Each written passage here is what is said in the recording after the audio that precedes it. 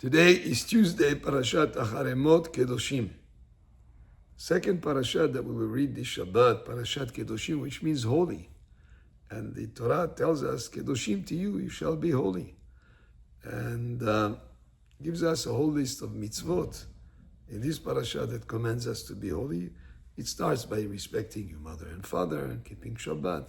But many of the mitzvot in this parashat have to do between man and his fellow man. Not necessarily holiness in the sense of how spiritually connected with the divine you are, but rather how you relate to other people. It includes in it many mitzvot that have to do with gifts for the poor, living in your field, the corner of the field for the poor. If some of the wheat that you are harvesting falls on the ground, you leave it for the poor. You have to also make sure not to steal, not to lie, not to deny somebody who gave you something to watch over. Then you should return it to him, not to deny it, not to swear in vain, not to delay paying an employee on time, and not to also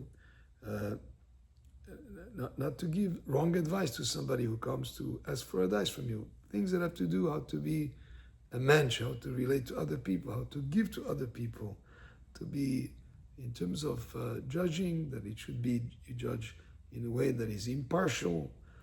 Many mitzvot that have to do again with how you relate to others. This is where also you see about not to hold a grudge, not to take revenge, not to speak lashon hara, not to say gossip, to be very careful when you see somebody who's in trouble, to step up to the plate to help him.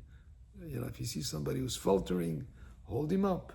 And all these mitzvot that have to do between man and his fellow man are most important, not just in terms of being a nice guy, but actually fulfilling the commandment of Hashem, and through those mitzvot, how we relate to others, and how we make sure that we are kind and giving and careful about the property of others, etc.